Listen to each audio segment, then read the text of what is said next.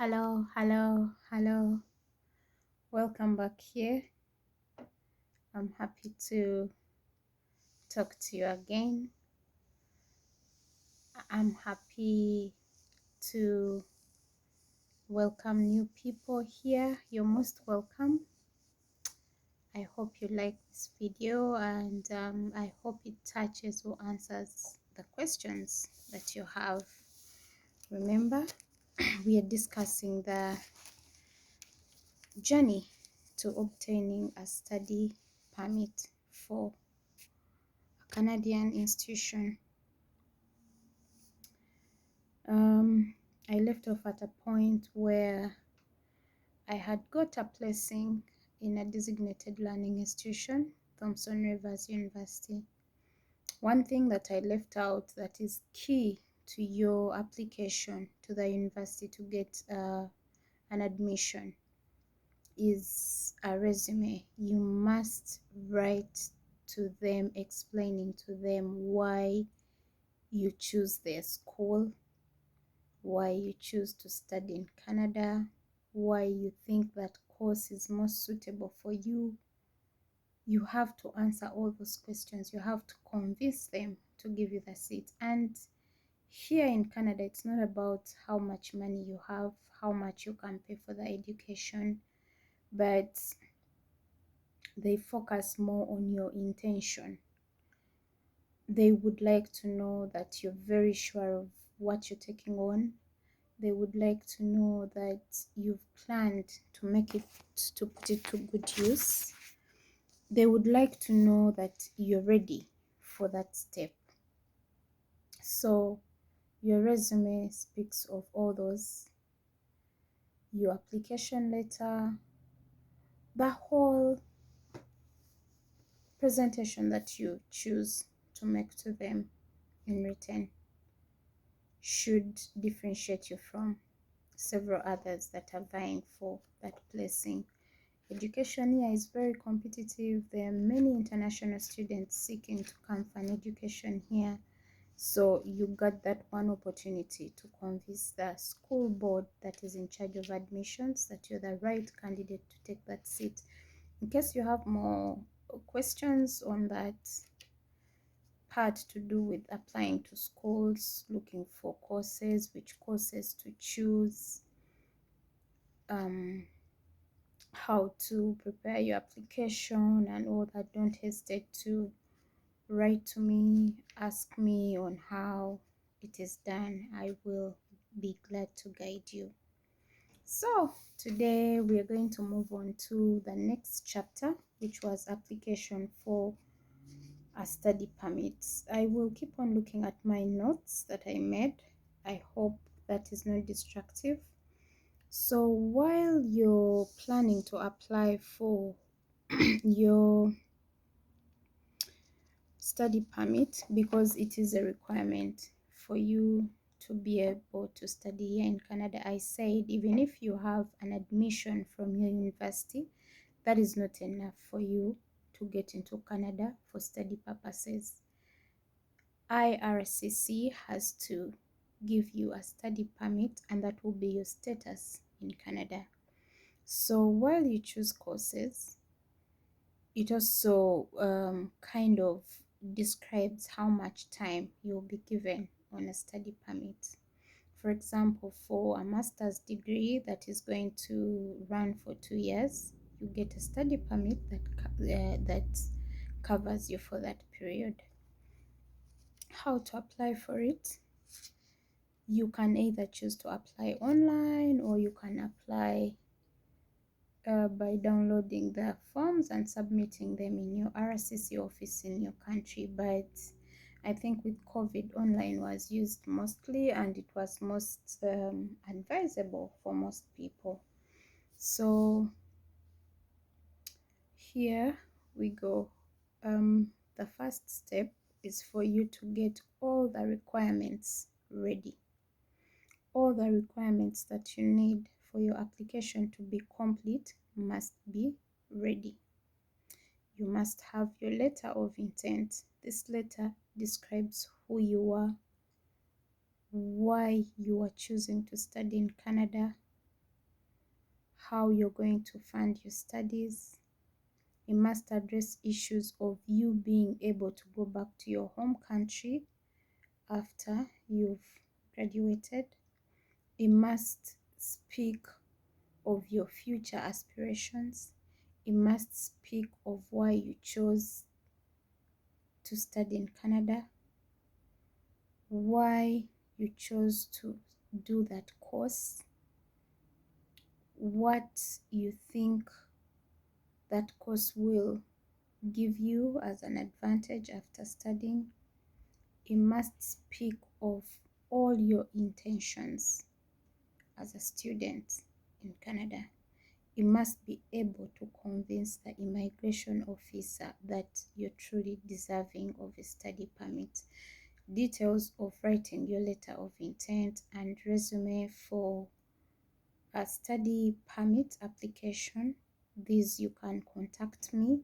I wrote mine myself and it got me a study permit. I'm not going to give all the detail here, but you can contact me in the comment section.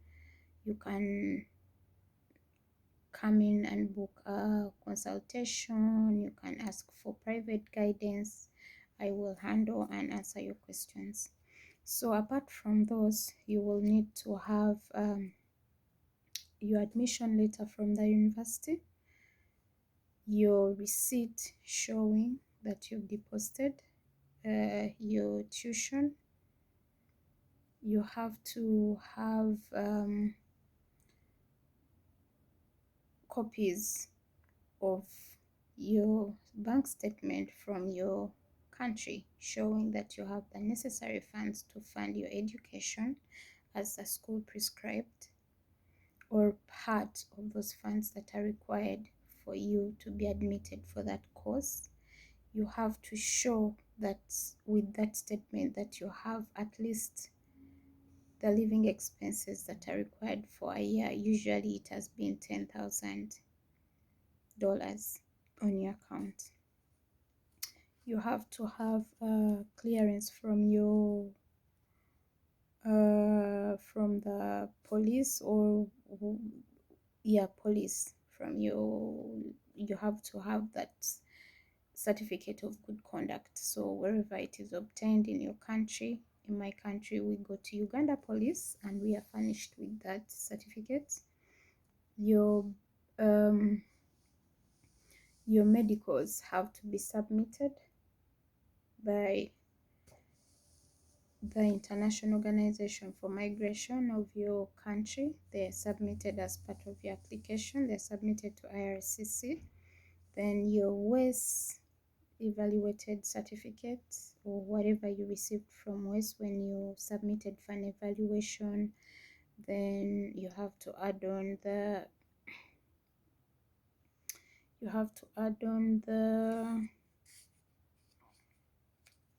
I talked about the first, the deposit from school, the letter, the admission letter from school.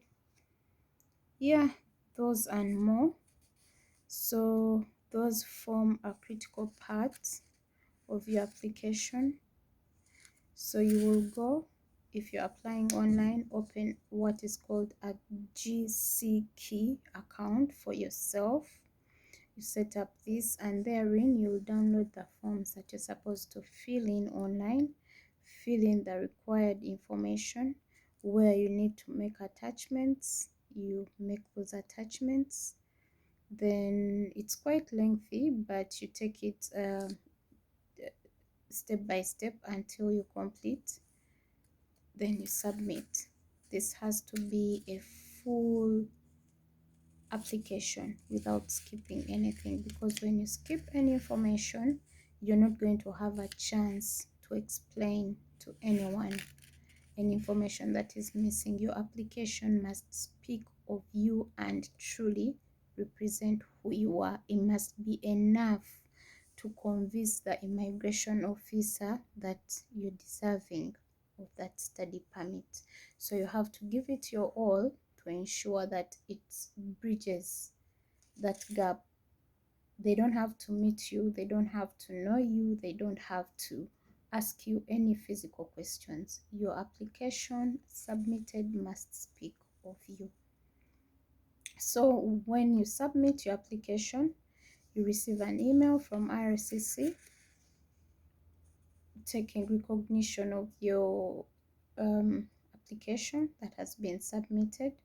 They will acknowledge its receipt, and they will tell you to keep track of it. So you will have to revisit your GCK account to keep on checking what level your application has reached, because processing time goes from 3 months to 4. Sometimes it can reach 5 months, it depends, but in my experience my processing time was up to 4 months.